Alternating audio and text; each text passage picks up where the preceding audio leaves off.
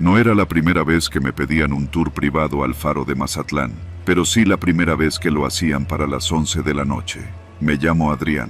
Trabajo como guía turístico desde hace más de 8 años. Conozco Mazatlán como la palma de mi mano. El faro, además de ser uno de los más altos del mundo, es uno de los puntos favoritos de los visitantes. Y aunque durante el día es un espectáculo con esa vista impresionante del Pacífico, de noche el lugar se transforma en algo completamente distinto. Silencio absoluto, aire húmedo y una oscuridad densa que ni la luz de la ciudad alcanza a disipar. Ese miércoles recibí una llamada desde un número local. Una voz ronca, masculina, me pidió un tour nocturno exclusivo. Dijo que vendrían 3 personas, que necesitaban privacidad total y que pagarían el triple si garantizaba no llevar a nadie más. Usó una frase que no me gustó. Es una experiencia simbólica. Eso me hizo ruido. Pero el hambre es cabrona. Y yo andaba corto de dinero. Nos citamos en la base del cerro a las 10:30. Llegué puntual. Los tipos también. Bajaron de una Suburban negra polarizada. No había necesidad de preguntarles de dónde eran ni a qué se dedicaban.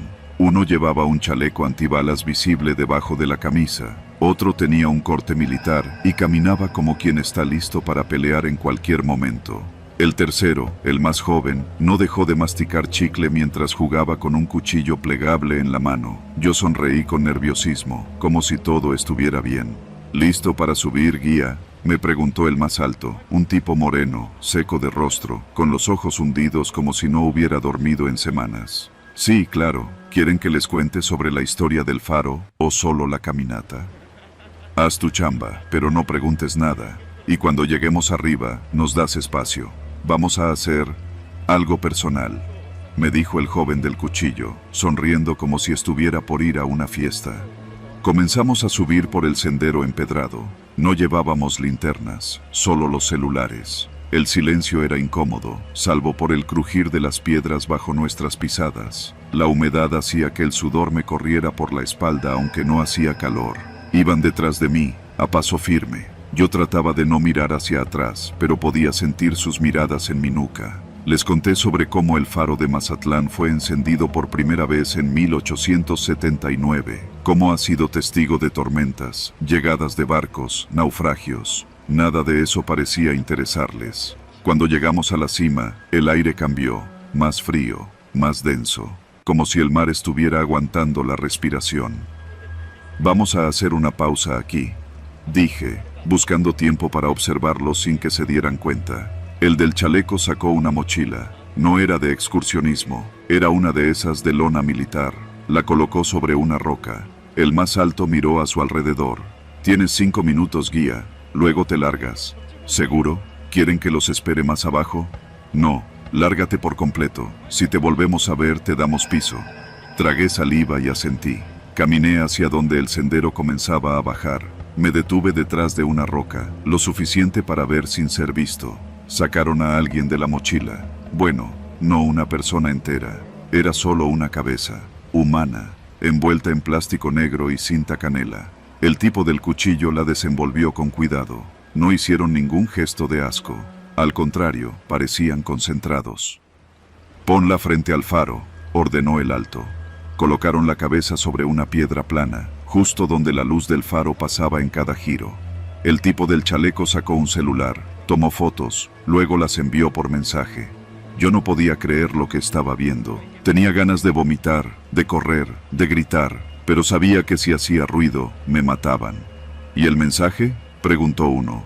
El joven del cuchillo se agachó, sacó una cartulina blanca. Escribió con marcador rojo algo que no alcancé a leer, pero reconocí el logo de un grupo criminal de Sonora. Eso lo hizo peor. Era un mensaje directo, claro, con nombre y todo. Sacaron un galón pequeño, diésel, rociaron la cartulina y la piedra, luego prendieron fuego, no a la cabeza, al mensaje. La flama iluminó sus rostros por segundos, y ahí vi algo en sus ojos que me heló la sangre. No era ira, no era miedo, era costumbre. Vamos, antes de que alguien más suba. Bajaron rápido. Yo me quedé ahí, escondido, esperando a que desaparecieran por completo. Estuve al menos 20 minutos temblando detrás de esa roca.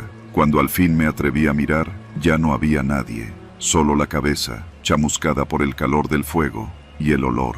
Dios, ese olor se me quedó pegado por días. Regresé caminando como zombie. Llegué a mi casa al amanecer. Mi esposa creyó que me habían asaltado. No le dije la verdad. ¿Cómo decirle que me usaron para dar un mensaje sangriento? Que me pagaron 10,000 pesos por servir de señuelo. A los 2 días, el noticiero local mostró imágenes tomadas desde un dron del faro. Aparición macabra, decían. La cabeza había sido encontrada por unos turistas madrugadores. El mensaje, según las autoridades, era parte de una guerra entre grupos por la plaza de Mazatlán. No me buscaron, no me mencionaron. Supongo que para ellos yo solo era parte del decorado, como una piedra más del cerro. Nunca volví al faro de noche, y cada vez que alguien me pregunta por tours privados, le digo que ya no hago eso, que ahora solo hago recorridos familiares. Y es verdad. Me volví a guiar a familias, a gringos jubilados, a chilangos que solo quieren tomarse selfies, porque yo ya vi lo que hay en la cima del faro cuando se apaga la luz, y no quiero volver a ser parte de eso. Me llamo Víctor Morales, tengo 36 años y desde hace 5 trabajo en el área técnica del acuario de Mazatlán. Mi trabajo no tiene nada de emocionante. Mantenimiento eléctrico, revisión de los sistemas de climatización y sobre todo, cuidar el sistema de videovigilancia que cubre prácticamente cada rincón del edificio, desde los pasillos principales hasta los tanques de exhibición. Podría decir que conozco ese lugar mejor que mi propia casa. Hace 3 meses, el jefe de operaciones, un tipo gordo y nervioso que todos llaman el químico, me pidió que hiciera una revisión completa del sistema de grabación, porque algunas cámaras estaban dando pantallazos negros. Nada fuera de lo común: humedad, cableado viejo, sobrecarga. Fui un sábado por la tarde, con poca afluencia de visitantes, y empecé desde la sala de control. Revisé primero los monitores principales y después me metí al archivo de respaldo, una bóveda digital donde se guardan los clips de las últimas semanas. Fue ahí donde todo comenzó. Normalmente, esos clips se sobrescriben cada 30 días. Pero encontré un paquete de videos marcados como resguardo interno, protegidos con contraseña. El archivo tenía fechas de hasta 5 años atrás. Lo primero que pensé fue que eran grabaciones de seguridad para auditorías o demandas, pero había algo raro. Estaban catalogados como no incidentes. La curiosidad pudo más que mi sentido común. Usé una de las contraseñas que el químico suele poner en todo, el nombre de su perro, Flaco 1980, y funcionó. El primer video me dejó frío. Era de la cámara 412, ubicada en el túnel de acrílico, ese donde los visitantes caminan rodeados por tiburones y rayas, una zona muy popular. La grabación era del 14 de marzo de 2018, a las 6:38 de la tarde. El túnel estaba vacío, salvo por un niño como de 6 años. Caminaba solo, muy despacio, mirando hacia el techo transparente. De pronto, el niño se detuvo. Miró directamente a la cámara durante varios segundos, con una expresión vacía, casi como dormido. Y entonces, simplemente desapareció. No corrió, no se escondió. Desapareció, como si lo hubieran borrado de un momento a otro. Avancé la grabación cuadro por cuadro. No había cortes, no había sombras, nada. Revisé la lista de visitantes del día. No había reportes de desapariciones. Llamé a casa para decir que llegaría tarde. Revisé otros videos, uno tras otro. Mujeres, hombres, adolescentes. Siempre una figura sola, caminando por un área sin cámaras cercanas. Siempre mirando hacia un punto fijo. Siempre desapareciendo en silencio, como si el lugar se los tragara. Había videos de los baños del segundo nivel, del pasillo de acceso a los tanques de las medusas, del área de cocina del personal. Nadie parecía notarlo. Nadie los buscaba. Sentí cómo se me aflojaban las piernas. Por un momento creí que eran montajes, que alguien estaba jugando una broma pesada, pero entonces noté algo peor. Cada una de esas desapariciones coincidía con fallas que yo mismo había reparado años atrás. Cables derretidos, cortos en los servidores, cámaras reiniciadas sin razón. Yo había estado ahí, y nunca vi nada. Esa noche no dormí. Volví al día siguiente, domingo. Le dije al químico que necesitaba más tiempo para revisar los sistemas antiguos, Él, como siempre, ni me miró, solo me dio acceso al almacén donde guardaban los servidores viejos, y ahí, escondido detrás de una caja de filtros UV, encontré un disco duro externo etiquetado con plumón negro. Beta 2015-2019. Era un modelo obsoleto, de esos que ya no se usan. Me lo llevé sin decir nada. Lo conecté en casa. Horas de grabaciones, horas de silencio, horas de gente caminando, deteniéndose y desapareciendo. Un patrón empezó a revelarse, siempre entre las 5 y las 7 de la tarde, siempre cuando había menos personal vigilando. Nunca en la misma cámara 2 veces, siempre en zonas de tránsito breve, donde nadie se detiene por más de 1 minuto. Y entonces encontré algo que me revolvió el estómago. Un video del 23 de agosto de 2019. Aparecía una joven vestida de uniforme azul claro con el logo del acuario, cabello recogido, delgada. Caminaba con una charola con comida para las nutrias. De pronto, se detuvo frente al tanque cerrado del pez luna. Se quedó quieta. Muy quieta, y después desapareció. Busqué en los archivos de personal. No había registro de ninguna empleada con esas características. Revisé los recibos de nómina. Nada. Pregunté a varios compañeros antiguos. Nadie recordaba a una chica así, como si nunca hubiera trabajado ahí. Las siguientes semanas me dediqué a recopilar todo. Descargué videos, imprimí capturas, guardé listas. Intenté hablar con alguien, con cualquiera. Pero a cada paso me topaba con evasivas. Los del área de administración me decían que los videos eran falsos. Uno de los vigilantes, un tipo viejo de nombre Polo, me dijo en voz baja que mejor no hiciera preguntas, que no fuera a pasarme lo mismo que a Germán. ¿Quién es Germán?, pregunté. Era técnico, como tú, hace como 7 años. Desapareció un día. Dicen que renunció, pero dejó su lonchera en el casillero y su moto en el estacionamiento. Fui al casillero 48, el que alguna vez usó Germán. Estaba vacío, pero al golpear el fondo, sonó hueco. Había un doble fondo. Lo forcé con un desarmador. Dentro encontré un sobre manila con un solo papel doblado. Todo está en las cámaras, pero no grabes más. Ya no es seguro. A partir de ese día empecé a sentir que me seguían. No era paranoia. Varias veces encontré mi escritorio revuelto, aunque yo lo dejaba cerrado. Una vez vi un auto negro estacionado frente a mi casa durante 3 noches seguidas. Cuando me acerqué con el celular para tomarle una foto, arrancó. Fui a la policía con un USB lleno de grabaciones. Me dijeron que no había evidencia de delito, que no había denuncias, que lo que mostraban las cámaras no tenía contexto legal. Me recomendaron dejar de insistir. El lunes pasado, mientras revisaba la cámara del tanque de tortugas, apareció una alerta de movimiento.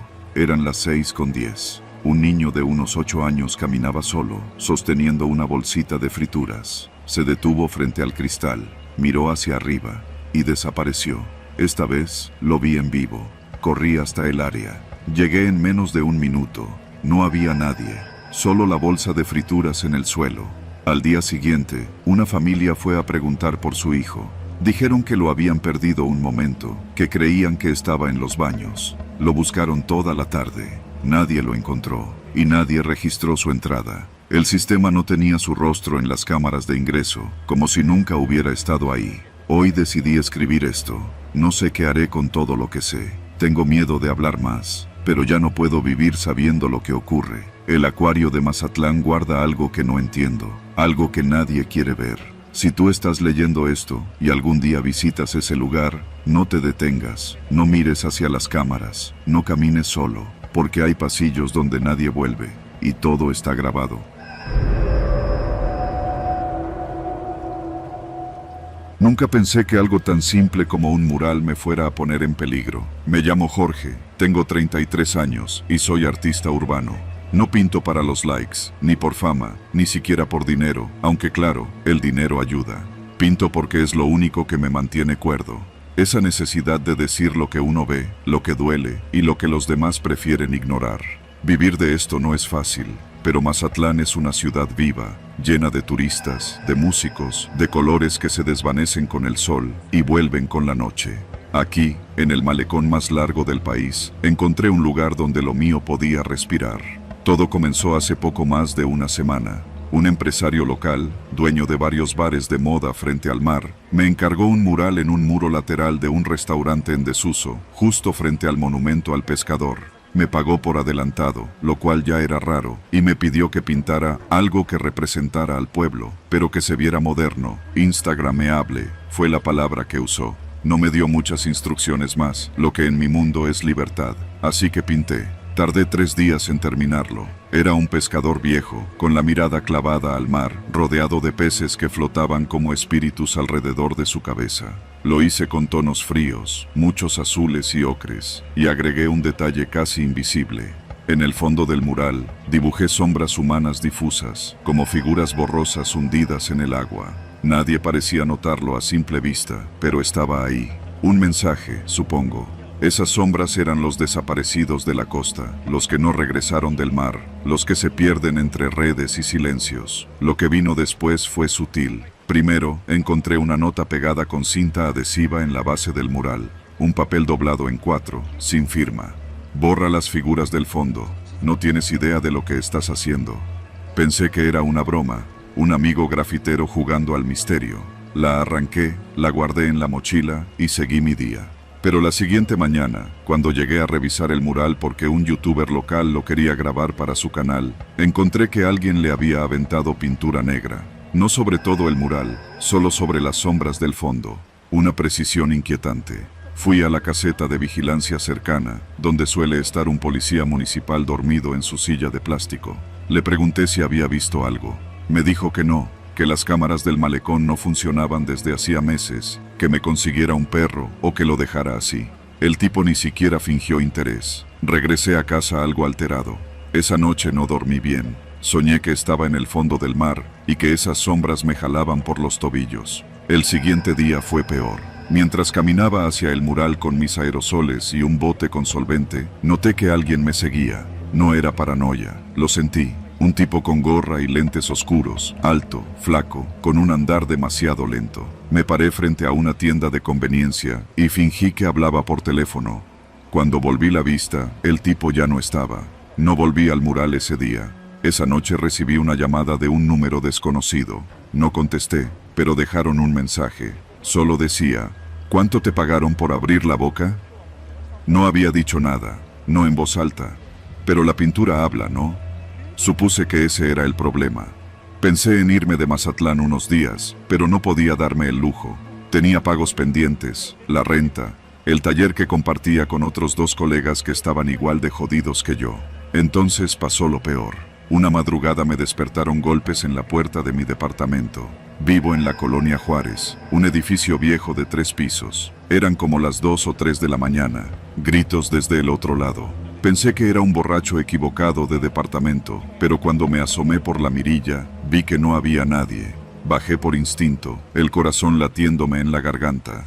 En el zaguán encontré una caja de zapatos envuelta con cinta. No tenía remitente. La abrí con miedo. Dentro había un aerosol de pintura negra, el mismo modelo que yo uso, y un mensaje. Última advertencia, no seas pendejo. Ahí sí sentí algo que nunca había sentido. No era miedo. Era vulnerabilidad. Alguien sabía dónde vivía, cómo trabajaba, y lo suficiente de mí como para asustarme sin dejar huellas. Decidí ir a la policía. Me tomaron la denuncia, pero ya desde que dije que era muralista noté la cara del oficial. Ah, esos artistas, parecía decir. Me dijo que probablemente era un vecino molesto, o un loco suelto. No iban a hacer nada. Ni siquiera me preguntaron por el mural. Así que decidí hacer lo único que podía hacer. Lo repinté. Quité las sombras del fondo. Me dolió. Sentí como si mutilara mi propia obra, pero lo hice. Tomé fotos, las subí a redes y fingí que era una nueva versión, una actualización estética. La publicación se llenó de comentarios de turistas y locales. Algunos decían que les gustaba más la versión original. Otros, que ahora el mural se sentía más limpio, más turístico. Nadie sabía lo que había detrás. Pasaron unos días. Todo pareció calmarse. No más llamadas, no más notas. Incluso vendí una pieza pequeña en una galería local, algo raro. Me sentí estúpidamente aliviado. Pensé que el mensaje había sido claro. Obedece y sigue pintando atardeceres para extranjeros. Me resigné, hasta que vi la noticia. En la edición digital de Noroeste apareció una nota pequeña, enterrada entre las crónicas del carnaval y la política local. Decía: pescador local desaparece tras ser citado por supuesta entrevista con artista urbano. Leí el encabezado varias veces, luego bajé al cuerpo de la nota. Decía que se llamaba Don Artemio, que tenía 70 años y que un joven con aspecto de pintor lo había invitado a hablar de su vida como parte de un proyecto artístico. La familia aseguraba que lo vieron por última vez dirigiéndose hacia el malecón y que jamás regresó. Nunca conocí a Don Artemio. Yo no cité a nadie, pero alguien se estaba encargando de que pareciera que sí. Fui directo al mural. Era de noche, ya tarde. Llevaba una lámpara y mi cámara. No había nadie alrededor. Mazatlán duerme tarde, pero a esas horas incluso los borrachos se van a casa. Me paré frente al mural. Sentí un nudo en el estómago. Entonces lo vi. Las sombras habían vuelto. No las pinté yo. Alguien las rehizo. Más definidas, más humanas. Ya no eran solo manchas, ahora había ojos, rostros. Uno de ellos era igual al retrato que pusieron de Don Artemio en la nota del periódico. Y no eran solo las sombras. En la base del muro, con aerosol negro, habían escrito: él habló, tú obedeciste, pero hay más. No me moví por varios minutos, solo observé, grabé un video. Saqué fotos, las guardé en la nube, como si eso me protegiera de algo. No volví a tocar el mural, tampoco fui a denunciar. ¿Decir qué? ¿Que un mural se rehizo solo? ¿Que alguien me está usando como intermediario para un mensaje que no entiendo? Desde entonces ya no duermo bien, camino con cuidado, no hablo mucho, no acepto encargos en la calle. El mural sigue ahí, intacto, pero los locales ya no se toman fotos frente a él. Algunos lo evitan, otros lo miran con recelo. Alguien está usando mi trabajo para algo más grande. No sé quién, no sé por qué, pero sí sé esto. En el malecón de Mazatlán, los turistas sonríen y las olas golpean las piedras como siempre. Pero entre los muros y las sombras, alguien vigila. Y ese alguien tiene un mensaje que necesita que veamos, solo que algunos no viven para contarlo. Me llamo Héctor, tengo 27 años y vivo en Monterrey, cerca del centro. Trabajo en una agencia creativa y hasta hace poco llevaba una vida bastante común. De lunes a viernes en la oficina, fines de semana con los mismos amigos de siempre, caguamas en la azotea, carne asada cuando había quincena. Nada fuera de lo normal. Eso cambió hace 2 meses, una noche de sábado que, si pudiera, borraría de mi memoria. Todo comenzó cuando conocí a Mariana. Era amiga de una amiga y nos presentó en una fiesta tranquila en San Pedro. Inteligente, simpática, guapa y con ese aire seguro que tienen las personas acostumbradas al lujo. Empezamos a hablar de música, de cine, de los lugares que nos gustaba visitar. Yo no sabía si era buena idea intentar algo con alguien tan fuera de mi círculo, pero ella me buscó después por Instagram y no tardamos en seguir viéndonos. Pasó menos de un mes antes de que me invitara a una fiesta, pero no una cualquiera. Es en el Cerro del Vigía, me dijo, bajando la voz como si estuviera revelando un secreto importante. Es una reunión pequeña, muy exclusiva, te va a gustar. El Cerro del Vigía no es un lugar al que cualquiera puede entrar. La mayoría de las casas son propiedades privadas, cerradas con rejas altas y vigilancia privada. Desde niño lo conocía por su fama de zona privilegiada, de esas donde viven políticos, empresarios y uno que otro narco retirado. Me sentí halagado. Pensé que era una oportunidad para conocer otro mundo, uno al que normalmente no tenía acceso. Llegamos en su camioneta, una Mercedes negra polarizada. Eran cerca de las 11 de la noche. Subimos por un camino estrecho, flanqueado por árboles y muros altos. Mariana no habló mucho durante el trayecto. Llevaba puesta una blusa negra con encaje, labios pintados de rojo oscuro y una pulsera con una figura que no supe identificar, algo entre una serpiente y una daga. Me preguntó si traía el celular. «Déjalo en la guantera», dijo sin mirarme. «Nadie puede grabar ni tomar fotos en esta fiesta». Me pareció raro, pero supuse que era por privacidad. Gente importante, pensé. Influencers, políticos, o tal vez solo era una de esas reglas que se imponen para dar un aire de misterio. La casa estaba oculta detrás de un portón de hierro que se abrió sin que nadie lo empujara. Mariana bajó primero, saludó a una mujer vestida de blanco que nos dio la bienvenida con una sonrisa seca. No había música, ni risas, ni luces estridentes. El ambiente era silencioso, apenas iluminado por faroles enterrados en el suelo. Seguimos un camino empedrado que nos llevó a la parte trasera de la casa, donde un jardín amplio con vista a toda la ciudad se extendía bajo el cielo despejado. Allí había unas 20 personas, todos vestidos de negro o blanco. Nadie bailaba, nadie gritaba, solo hablaban entre susurros, en pequeños grupos dispersos por el jardín. Mariana se integró con ellos como si los conociera de toda la vida. Me presentó como su amigo del centro. Noté algunas miradas. Un par de tipos me evaluaron con los ojos, como si intentaran clasificarme. En algún punto, Mariana se fue con un grupo de mujeres hacia una zona más apartada. Me quedé solo con una copa en la mano. Fue entonces cuando un hombre de barba corta, traje sin corbata y sonrisa afilada se me acercó. «Héctor, ¿verdad? Me hablaron de ti». «Ah, sí. ¿Quién?» «Mariana. Dice que eres observador, silencioso, que no haces muchas preguntas». No supe qué responder. El tipo me palmeó el hombro y me ofreció un cigarro. Lo acepté por cortesía. «Esta noche», me dijo mientras encendía su propio cigarro, «hay un ritual. Es como una tradición entre nosotros, una especie de juego, pero tiene sus reglas. ¿Estás dispuesto?». Le respondí que no sabía de qué hablaba. Sonrió. «No te preocupes, nada ilegal, solo una manera de saber si eres confiable». Luego me ofreció una bebida distinta, un vaso corto con un líquido espeso, como mezcal pero con un olor metálico. Lo probé, amargo, fuerte. Luego todo fue difuso. Me desperté al amanecer, tirado en un sofá dentro de la casa. La cabeza me latía como si me hubieran golpeado. Mariana no estaba, nadie estaba. Caminé por los pasillos en silencio, hasta salir al jardín. El lugar parecía abandonado, como si la fiesta hubiera sido un sueño.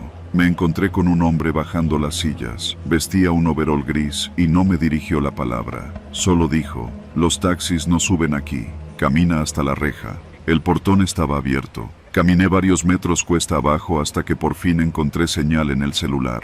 Pedí un Uber. Mientras esperaba, revisé mis mensajes. Tenía una notificación de una cuenta sin nombre en Instagram. Me había etiquetado en un video. Lo abrí. Aparecía yo, parado frente a una mesa con velas. Había gente alrededor, encapuchados, pero su ropa no era ceremonial, era ropa casual. Uno sostenía un machete. Yo tomaba un cuchillo y cortaba algo en la palma de mi mano. Luego manchaba con mi sangre una hoja. Todos aplaudían. Al fondo, se escuchaban risas, y una voz gritaba: «¡Bienvenido a la familia, Héctor!». Sentí que la sangre se me bajaba al estómago. Intenté ver quién había subido el video, pero la cuenta ya no existía. Busqué a Mariana. Su cuenta también había desaparecido. Llegué a casa con el pulso desbocado. No dormí, no comí. Durante los días siguientes traté de actuar normal, pero no podía olvidar el video. Lo grabé antes de que desapareciera. Lo revisé una y otra vez. El corte en mi mano todavía estaba ahí. No había forma de negarlo. Una semana después, recibí una carta, sin remitente. Solo decía: «Lo hiciste bien, ya eres parte, no digas nada». Desde entonces, mi vida cambió. Me siguen, lo sé. Un coche gris con vidrios polarizados siempre está cerca de donde trabajo. Recibo mensajes desde números desconocidos, con frases como: «Te estamos cuidando» o «Sigue así». No fui reclutado, fui usado. No puedo ir a la policía. No tengo pruebas claras. Nadie me creería. Si hablo, estoy muerto. Lo único que me queda es fingir que nada pasó. Y cada noche, cuando cierro la puerta de mi departamento, me pregunto si esta vez vendrán por mí. Me llamo Cecilia Barragán. Tengo 34 años y llevo casi una década haciendo periodismo freelance. Historias de barrio, corrupción leve, notas culturales. Nada que te cambie la vida, nada que te la ponga en peligro. Hasta que acepté el caso de la gringa perdida en Playa Norte. Mazatlán es un lugar de contrastes. Turistas empapados en bloqueador y cerveza a un lado. Y del otro, colonias donde los niños duermen con el sonido de disparos lejanos como arrullo nocturno. La gringa, Jessica Miller, 27 años, originaria de Seattle, desapareció una noche de viernes en marzo, después de una cena con otros viajeros en un hostal del centro. Según sus amigos, salió a caminar por el malecón, sola, como lo había hecho varias veces. Nunca regresó. No soy experta en personas desaparecidas, pero el hermano de Jessica me buscó por un contacto en común. Me ofreció dinero, mucho más del que suelo ver en un mes. Me envió su bitácora de viaje, su número de WhatsApp y una carpeta con fotos. Lo que me hizo aceptar fue una imagen. Jessica de pie frente a olas altas, de noche, con la playa completamente vacía. Lo perturbador no era ella, sino el hombre al fondo, apenas visible, casi fundido con las sombras. No lo vi la primera vez. Me tomó 2 revisiones encontrarlo. Renté un departamento modesto en la colonia Lomas del Mar, a 20 minutos caminando de Playa Norte. Me instalé con una libreta, mi cámara Canon y un teléfono local para moverme sin levantar sospechas. Mis primeros días los pasé hablando con comerciantes de la zona. El señor que vende cocos, la mujer de los burritos, el lanchero que renta bananas inflables. Nadie recordaba a Jessica. Lo que sí escuché, de al menos 3 personas distintas, fue algo como: aquí a veces se llevan a la gente, pero nadie dice nada. Me puse a investigar. Una noche, conocí a Vicky, una bartender de unos 40 años con rostro golpeado por el sol y el cigarro. Cuando le mostré la foto, se quedó mirándola más de la cuenta. Esa chava vino 2 veces, callada, tomaba sola. Una noche le dije que no se fuera caminando por esa zona. Playa Norte no es para turistas, menos después de las 9. ¿Por qué? Porque nadie te va a ayudar si algo te pasa ahí. Y si alguien ve algo, mejor voltea para otro lado. Me obsesioné con los detalles. La cámara del Oxxo de la esquina, entre la avenida Gutiérrez Nájera y Aquiles Cerdán, captó a Jessica cruzando la calle a las 10:12. Sola. Vestía shorts de mezclilla y una blusa blanca. 2 minutos después, un Jetta blanco pasó por la misma ruta. Placas cubiertas con cinta negra. Ese coche apareció en otro video, 1 hora antes, estacionado fuera de un pequeño local de masajes llamado El Paraíso de Luna. Ese nombre me devolvió un escalofrío. El lugar era una fachada, vidrios polarizados, sin licencia visible. Abría de noche y nunca veías entrar o salir a nadie. Hablé con un ex policía retirado, al que llamaban El Yuca. Tenía un taller mecánico a unas cuadras del muelle. Le invité una caguama y después de media botella me dijo: ese local lo cuidan unos cabrones que antes eran municipales. Los corrieron, pero siguen con placa falsa. Patrullan la zona, levantan borrachos, se hacen pasar por policías. Son los que trabajan con el Güero Limón. Ese nombre lo había escuchado una vez en boca del lanchero. ¿Quién es? Nadie. Y todos. Ese güey controla la parte sucia del malecón. Turismo sexual, droga blanda y mujeres. No las venden aquí, las exportan. Tuve miedo. Y me dio más miedo darme cuenta que estaba demasiado metida para parar. Así que me hice pasar por turista. Me teñí el cabello de rubio cenizo. Alquilé una habitación en el hostal donde Jessica se había quedado y comencé a frecuentar los bares que ella visitó. A los 5 días, me topé con uno de los supuestos ex policías. Estaba afuera del local El Paraíso de Luna, recargado en un Tsuru gris, con cara de perro viejo y manos gruesas. Me miró, me ofreció un cigarro. Acepté. ¿Vacaciones? Más o menos. Pues si te gusta la playa, hay unas privadas más tranquilas, no como esta. Esta está llena de locos. No dije nada. Me reí como si no entendiera. Esa noche, me siguió hasta la esquina. No hizo nada, no dijo nada, pero sentí su presencia detrás de mí. Marcó algo en su teléfono y se fue. 2 días después, recibí un mensaje anónimo en mi celular local. Era una imagen. Jessica. En un cuarto pequeño, descalza, con las muñecas atadas. La imagen estaba borrosa, pero era ella. Tenía una venda en los ojos. El texto debajo decía: túmbale, reportera, esto no es tu nota. No fui a la policía, fui a Vicky. Ella no se sorprendió. Tienen ojos en todas partes. Yo puedo ayudarte, pero tiene que ser ya. Esa noche, fuimos en su carro hasta un local abandonado cerca del muelle de la Marina. Entramos por una puerta trasera y accedimos a una computadora vieja, conectada a un sistema de cámaras privadas.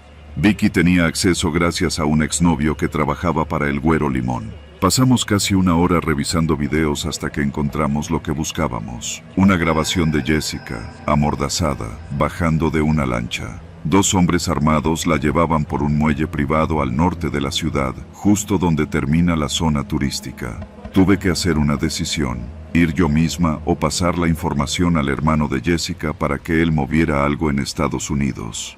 Elegí lo primero. Vicky me consiguió una ubicación precisa. un almacén disfrazado de bodega pesquera, cerca del fraccionamiento Sábalo Country. Era jueves por la noche. Llevaba una cámara en la bolsa y una navaja en el tobillo. No planeaba jugar a la heroína, solo documentar lo suficiente para que el escándalo fuera imparable. Entré al terreno por el lado del canal. Escuchaba voces, motores, risas, y luego vi a Jessica. Estaba dentro de una jaula metálica, en un contenedor abierto. Había otras 2 mujeres, una de ellas lloraba en silencio. Le tomé fotos, videos, saqué todo lo que pude y salí por donde llegué. Esa noche dormí en un hotel en el Rosario. No encendí mi celular hasta el día siguiente. Cuando lo hice, tenía más de 20 llamadas perdidas del número gringo. Le mandé al hermano de Jessica todo el material, con instrucciones precisas. Luego, envié todo a una colega en la Ciudad de México y otra copia al diario La Opinión en Los Ángeles. La red cayó en cuestión de semanas. La Marina entró por orden directa del consulado norteamericano. Rescataron a 11 mujeres, incluyendo a Jessica. El güero Limón desapareció. Algunos agentes de seguridad fueron arrestados, pero la mayoría se esfumó. Nunca usaron mi nombre. En los reportes oficiales, fui una fuente confidencial. Jessica me escribió meses después. Me agradeció. Me dijo que estaba en terapia, que aún tenía pesadillas, pero estaba viva. Yo también tengo pesadillas. Y ya no camino sola por el malecón de Mazatlán. No porque me puedan llevar, sino porque sé lo fácil que es que nadie diga nada.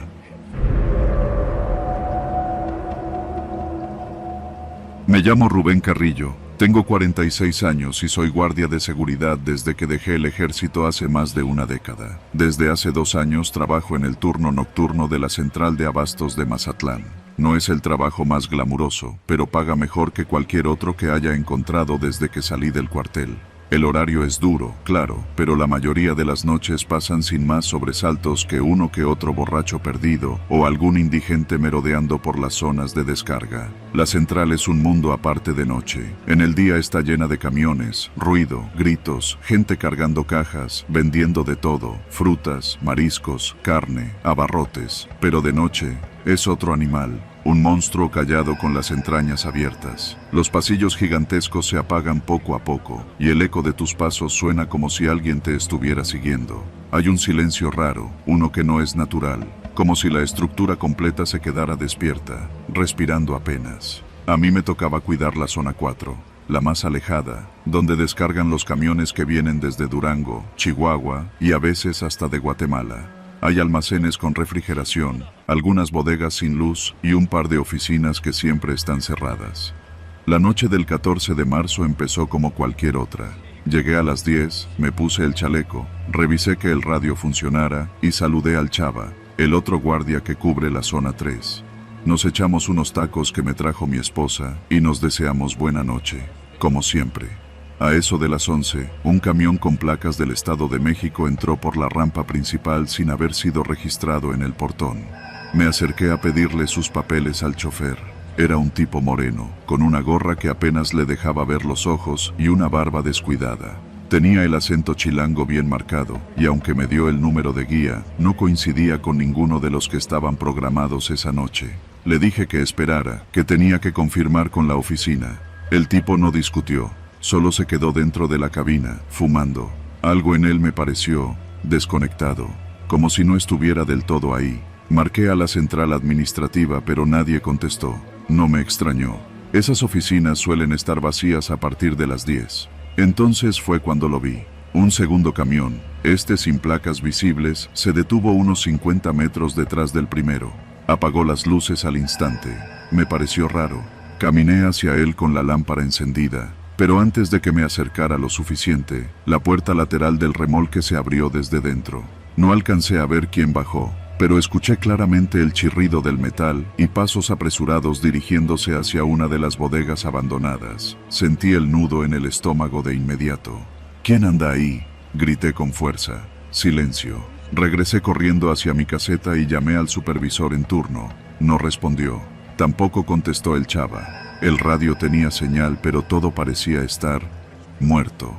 Tomé la pistola reglamentaria, me aseguré de que tuviera el cargador completo y salí con más precaución. Me acerqué a la bodega hacia donde vi que alguien había entrado. La chapa estaba rota, como si ya hubiera sido forzada antes. Adentro olía a humedad, a costales viejos y carne rancia. La luz de mi lámpara reveló cajas de cartón apiladas, muchas sin sello oficial. Me acerqué a una. No tenía etiquetas ni marcas. La abrí. Adentro había paquetes envueltos en plástico, de esos que usan los narcos para traficar droga. Eran al menos 20. Mi corazón empezó a latir con fuerza. Me quedé helado, pero eso no fue lo peor. Lo peor vino cuando escuché una voz baja, desde el fondo de la bodega. ¿Cuánto viste? Me giré, apuntando con el arma. Ahí estaba. No era el chofer del primer camión. Era otro tipo, joven, de unos 25 años. Tenía una pistola en la mano y una mirada que no me gustó nada. «Soy guardia», dije con la voz firme. «No tengo nada que ver con esto. Solo estoy haciendo mi trabajo». «Pues ya viste demasiado», respondió. Se acercó un paso. Yo levanté el arma. «No des un paso más», advertí. Nos quedamos quietos. 2 tipos, 2 armas, una bodega con olor a podrido y la certeza de que, si disparaba, nadie vendría a ayudarme. Entonces, como si le hubieran dado una orden, se echó para atrás y desapareció entre las sombras. No lo seguí. Salí de la bodega y marqué al número de emergencias en mi teléfono personal. Ni un tono, como si hubiera señal, pero no conexión. Me escondí entre unos montones de cajas. Desde ahí, vi cómo los 2 camiones se estacionaban uno al lado del otro. Los choferes bajaron, y luego salieron al menos 4 hombres más, todos armados. Descargaron las cajas con rapidez, y se las pasaban a una camioneta que apareció como si hubiera salido de la tierra misma. No usaban luces, todo era en completo silencio. No hablaban, era un trabajo mecánico, como si lo hubieran hecho cientos de veces antes. Tardaron menos de 10 minutos. Cuando terminaron, uno de ellos caminó hacia la bodega donde yo había estado. Entró, y al poco rato salió con el joven que me había amenazado. Lo traían esposado, sangrando de la ceja. Lo aventaron al suelo, lo patearon y luego lo subieron a uno de los camiones. Cerraron la puerta con violencia. Ese no era su amigo, era su castigo. Yo no me moví, no respiré, no pestañeé hasta que los camiones arrancaron en dirección contraria, hacia la salida norte. La camioneta se fue por el otro extremo, por una brecha que nadie usaba desde que cerraron el antiguo acceso al canal. Me quedé ahí, escondido, hasta que vi las luces del amanecer empezar a pintar de azul el techo de lámina. Solo entonces regresé a la caseta y marqué al supervisor. Esta vez sí contestó. Le dije que algo raro había pasado en la zona 4. No le di detalles, solo que había movimientos sospechosos y que necesitábamos cámaras con mejor resolución. No llamé a la policía, no hice ningún reporte. Aprendí en el ejército que hay batallas que no se deben pelear, no porque uno sea cobarde, sino porque hay enemigos que ni siquiera usan uniforme. Y esa noche supe que en la central de abastos, los camiones no siempre traen frutas o carne. A veces traen cosas mucho más pesadas, más peligrosas. Desde entonces, cada vez que veo llegar un tráiler sin registro, hago una llamada falsa y me muevo a otra zona. Nadie me lo ha cuestionado. Y si alguien lo hiciera, le diría que una vez vi algo que no debía y que desde entonces prefiero quedarme ciego. Porque en la noche, en Mazatlán, la central no duerme, solo finge. Y yo aprendí a fingir con ella. Me llamo Joel, y esto pasó hace 2 años, cuando tenía 17.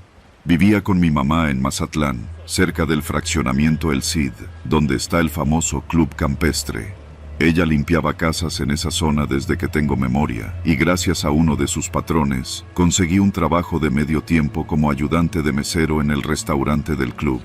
Era un lugar fresa, exclusivo, lleno de señores bronceados con camisas Lacoste y mujeres rubias de cabello tieso por el tinte. Yo no era más que un morro del Conchi, metido en un mundo que no me pertenecía, pero que pagaba bien. El uniforme olía a lavandería cara y el comedor tenía vista al green. Todo estaba impecable, en silencio, como si lo hubieran desinfectado con dinero. El primer mes fue tranquilo. Me ponían a llevar bebidas, reponer hielo o lavar copas. De vez en cuando me tocaba servir en los eventos privados, cenas, torneos de golf, reuniones discretas de empresarios. Pero nunca pasaba nada raro, hasta que una noche de viernes, poco antes de cerrar, el capitán de meseros, un tipo moreno y bajito al que todos le decían el chino, me pidió que lo ayudara con algo rápido. «Oye, Joelito», ¿Puedes bajar esto al sótano?, me dijo, pasándome una caja con botellas de vino. Le pregunté por dónde. Nunca me habían dicho que hubiera un sótano. Me hizo una seña con la cabeza hacia una puerta de madera en la esquina, justo detrás del bar. No tenía letrero ni manija visible. Sacó una llave del bolsillo y la abrió él mismo. Detrás, una escalera estrecha, húmeda, que olía a encierro. Bajé con cuidado. Al llegar abajo, sentí el golpe de calor de inmediato. Había un pasillo de concreto y varias puertas de metal cerradas con candado. Al fondo, un cuarto abierto con racks para vinos. Dejé la caja, regresé y no dije nada. Pensé que era una simple bodega. Pasaron unos días y el chino me volvió a mandar abajo, esta vez con varias cajas de cerveza. Pero esa noche escuché voces, no claras, pero sí carcajadas, como si viniera gente desde una de las puertas cerradas. Me acerqué a una, pegué el oído y sentí vibraciones, música baja, como de reggaetón lento. Cuando subí, le pregunté a otro mesero qué había en ese sótano. «Tú no preguntes, carnal, nomás baja y sube lo que te pidan», me respondió sin siquiera verme. Desde entonces, me tocó bajar seguido. A veces con cajas, otras con charolas llenas de vasos vacíos. En una de esas ocasiones, el chino me pidió que entrara directamente por la tercera puerta del fondo y dejara ahí una hielera con botellas caras. Me abrió la puerta con otra llave diferente. Adentro, la escena era otra cosa. Luces de colores, humo, sillones de piel blanca y gente que no era la misma que se sentaba a comer en el restaurante. Morros de mi edad, algunos más chicos, vestidos como influencers, tomándose selfies y bailando con empresarios que yo reconocía. Uno era dueño de una inmobiliaria de la Marina, otro tenía concesiones del puerto y otro era director del periódico local. Había alcohol, mucha música, celulares por todos lados y una sensación general de que todo estaba fuera de lugar, pero perfectamente controlado. Me pidieron que dejara la hielera junto al DJ y que no hablara con nadie. Lo hice. Nadie me miró, nadie me preguntó nada. Era como si no existiera. Subí con el estómago apretado. Ese fin de semana, el chino me dio 1,000 pesos de propina y un celular usado. Dijo que era por el buen servicio. Acepté, pero algo me picaba. No por la fiesta, sino por las caras. Muchos eran conocidos, gente de dinero, políticos locales. Incluso vi a un regidor de turismo bailando con una morra que claramente no tenía ni 16. Comencé a fijarme más. Empecé a escuchar. En las charlas entre meseros se hablaba de la fiesta del jueves, de que mañana vienen los gringos, de que el de la Suburban negra ya confirmó. Uno de los cocineros me advirtió bajito: «Joel, no te metas, no mires, tú nada más recoge los vasos». Pero yo ya había mirado. Un lunes por la mañana me llamó el gerente del club. Me pidió que lo acompañara a su oficina. Era un hombre grande, canoso, siempre perfumado. Sonrió de manera tensa. «Me dicen que has estado muy activo ayudando en el área de eventos privados», me dijo. Asentí sin entender a qué iba. «Queremos agradecerte, pero también recordarte que todo lo que veas aquí se queda aquí». No supe qué responder. Me extendió un sobre blanco.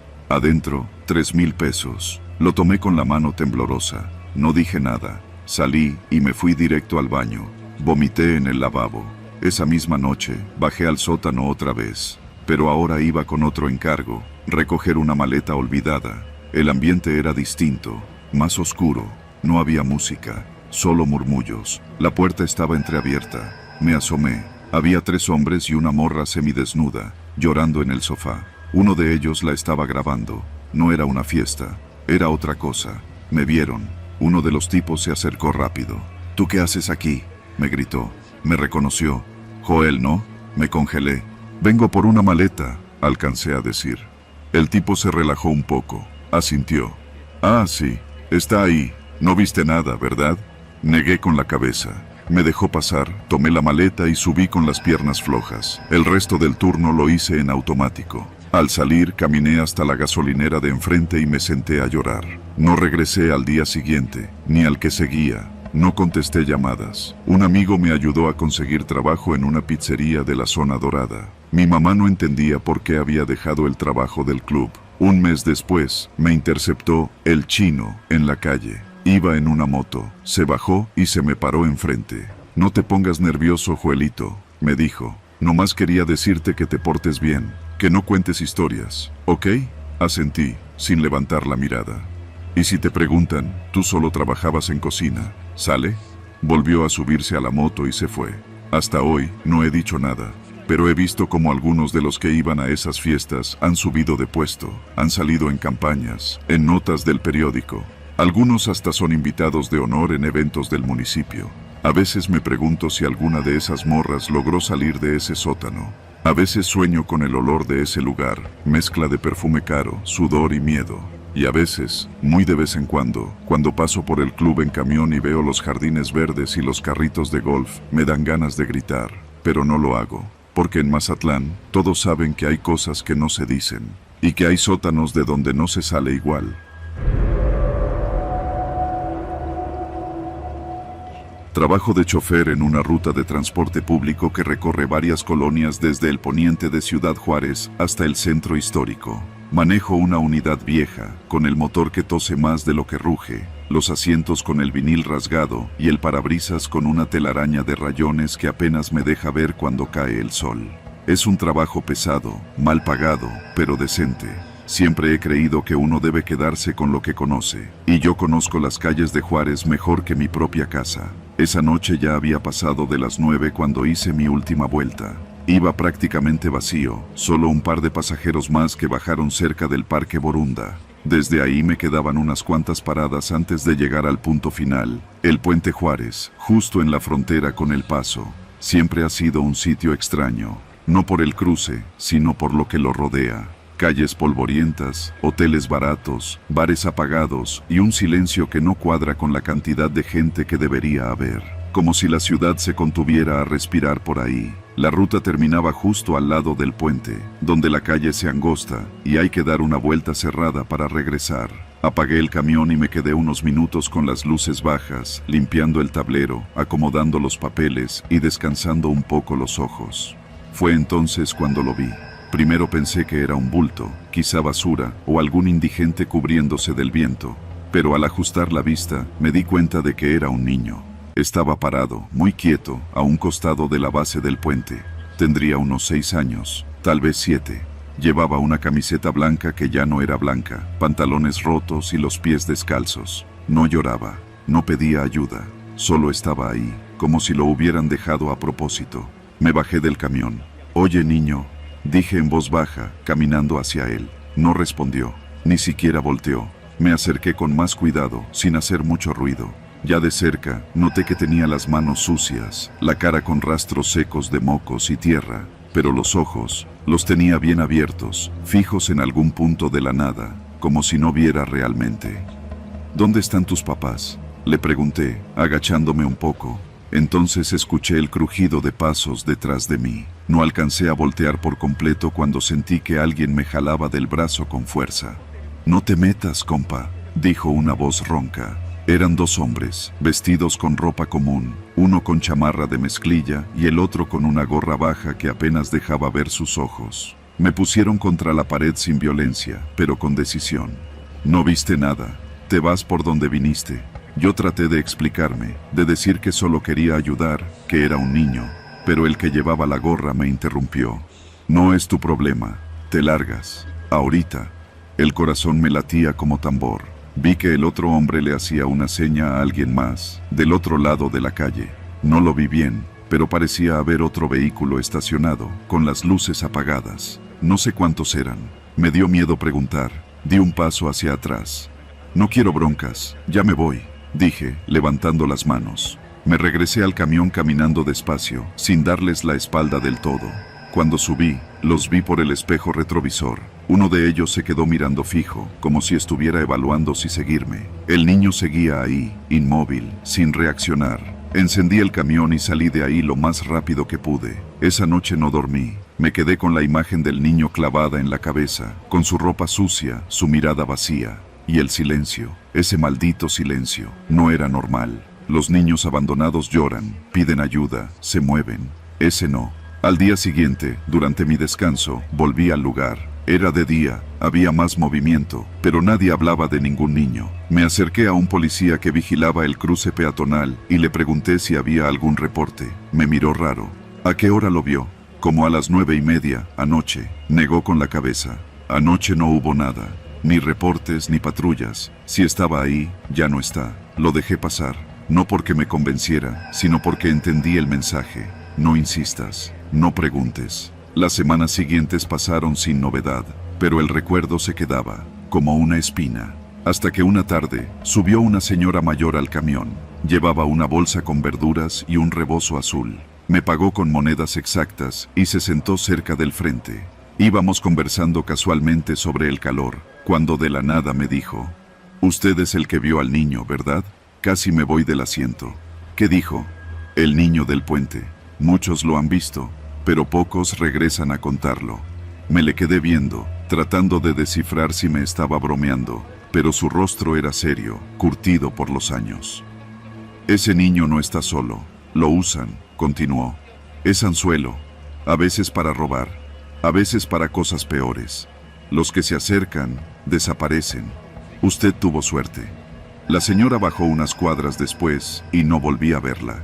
Esa noche tuve pesadillas. Veía al niño, pero no en el puente, sino dentro del camión, parado junto a la puerta, mirándome sin decir nada, siempre en silencio, como si supiera que yo no hice nada por él. Pero, ¿qué podía haber hecho? Desde entonces, cada que paso por el puente Juárez, evito mirar hacia abajo.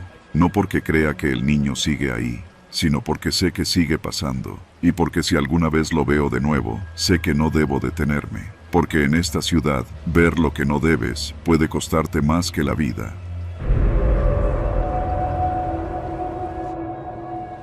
Trabajo en una de las terrazas más conocidas de la Plazuela Machado, en Mazatlán. Si has estado ahí, seguro conoces el lugar. Mesitas al aire libre, música de trova por las noches, turistas paseando entre puestos de artesanías, y todo envuelto en ese calor húmedo que no perdona ni en la madrugada. Yo me llamo Alma.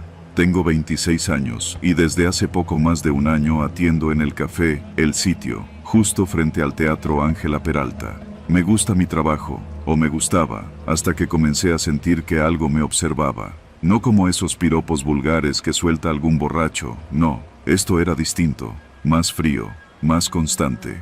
Todo empezó una noche de jueves. Era una temporada baja, no había tanta gente como de costumbre. Atendía sola porque mi compañero Jorge había salido a fumarse un cigarro en el callejón. Mientras limpiaba una de las mesas de la orilla, noté que un tipo me grababa desde lejos. Tenía el celular alzado, como quien finge hacer videollamada, pero sus ojos estaban clavados en mí. Era un hombre de unos 50 años, vestido normal, camisa blanca, bermuda beige, lentes oscuros aunque ya era de noche. No hice un escándalo. Me metí al café y le avisé al encargado, don Ignacio. Salió a mirar pero el tipo ya no estaba. Seguro era un turista idiota, me dijo. Me lo quise creer, pero empezó a pasar más seguido. 2 semanas después, encontré mi cuenta de Instagram etiquetada en un perfil desconocido. No era una mención cualquiera. Era un video grabado desde lejos, claramente desde una cámara fija, en donde se me veía sirviendo café a unos clientes. Lo raro era el ángulo. La toma venía desde arriba, como si estuviera colocada en una cornisa o entre las ramas de un árbol de la plazuela. El video era corto, sin sonido, y lo habían editado para enfocarse en mí, en mi cuerpo, en cómo me agachaba a recoger un tenedor, en cómo me reía con un cliente. Era asqueroso. El perfil tenía más videos, todos grabados desde lugares distintos, pero siempre en la misma plaza. Siempre mujeres jóvenes, siempre de noche. El usuario no tenía nombre, solo un alias en inglés, y cada publicación tenía cientos de reacciones. Algunos comentarios eran en otros idiomas, pero la mayoría eran en español, de hombres que pedían más tomas de la mesera de El Sitio. Me temblaban las manos cuando se lo enseñé a Jorge. Él intentó hacer una denuncia, pero la policía municipal no quiso meterse. Sin rostro, sin nombre, sin pruebas claras de delito, dijeron. Nos recomendaron reportar el perfil. Fue lo único que hicimos. A los 2 días, el perfil desapareció. Pero yo ya no dormía igual. Comencé a notar cosas. Una noche, al cerrar, encontré un botón de cámara microespía debajo de una mesa. Estaba bien pegado con cinta doble cara y apuntaba directo a la barra. Lo desconecté, lo tiré al mar al día siguiente, pero sentí que algo dentro de mí también se iba con ese aparato. La sensación de que me vigilaban no se fue. se hizo más aguda. Otra noche, mientras acomodaba las sillas, vi una luz roja parpadear en una de las jardineras frente al kiosco. Me acerqué y vi una pequeña caja de metal con una cámara del tamaño de una moneda. Estaba cubierta con una telita camuflada de hojas. La desconecté, la llevé a casa y al día siguiente fui a una tienda de electrónicos cerca del malecón para que un técnico me dijera si podía saber de dónde venía. El tipo que la revisó se puso pálido. Me dijo que esa cámara transmitía en tiempo real por una red privada de Wi-Fi, de esas que se usan para sistemas de seguridad. Esto no lo compraste en Amazon, me dijo. Esto lo venden en foros cerrados, cosas raras. Me pidió que no le volviera a llevar nada parecido. Ni lo traigas en tu bolsa, por favor. Esa noche, alguien pateó la puerta de mi departamento. Vivo sola, en un segundo piso sobre una papelería, en la colonia Lomas del Ébano. No rompieron nada, pero dejaron una nota pegada con cinta negra. Deja de buscar. No firmaron. Renuncié al trabajo. Intenté conseguir otro empleo. Me salí de redes sociales. Cambié de número. Pero una tarde, en el mercado Pino Suárez, vi a una de las chicas que salían en los videos. Ella vendía pulseras artesanales. Me acerqué, le pregunté si sabía que estaba en esos clips. Me dijo que sí, pero que no quería meterse en líos. No es solo una persona, me dijo, bajando la voz. Son varios. Hay cámaras hasta en los baños del teatro, en los cuartos de ensayo, en los techos de los restaurantes. Es una red. Me quedé helada. Esa noche, tomé valor y le escribí a un amigo periodista de Culiacán que trabajaba en medios digitales.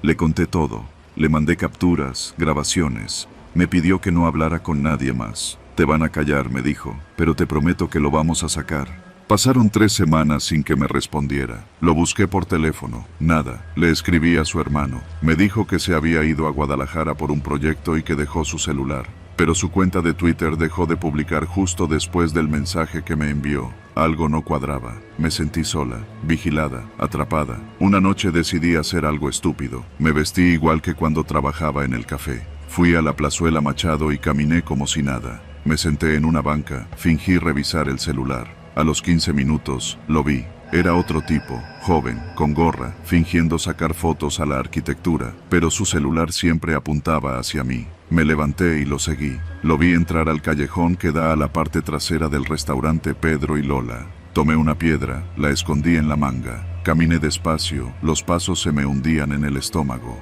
Cuando lo alcancé, él se volteó, me sonrió. Ya te extrañábamos, Alma. Le reventé la piedra en la cabeza. Lo dejé tirado y corrí. No vi si alguien más venía, no quise saber. Solo corrí hasta el Oxxo de la Zaragoza y me metí pidiendo ayuda. Llamaron a una patrulla. Les conté todo. No me creyeron. El parte oficial dice que el sujeto era turista, que yo lo agredí sin provocación. Me abrieron una carpeta. Me citaron para declarar. Desde entonces no he vuelto a la plazuela. Cambié de ciudad. Estoy en Durango ahora, escondida en casa de una tía. Una semana después, un canal de Telegram publicó un nuevo video. Título: Regresó la favorita del sitio. Fecha: el día que fui al callejón. Yo ya no salgo sola. Y desde entonces, todas las noches, cubro el espejo de mi cuarto con una cobija. Porque una vez creí ver algo moverse ahí que no era yo. Y no puedo correr el riesgo de saber si siguen viéndome desde el otro lado.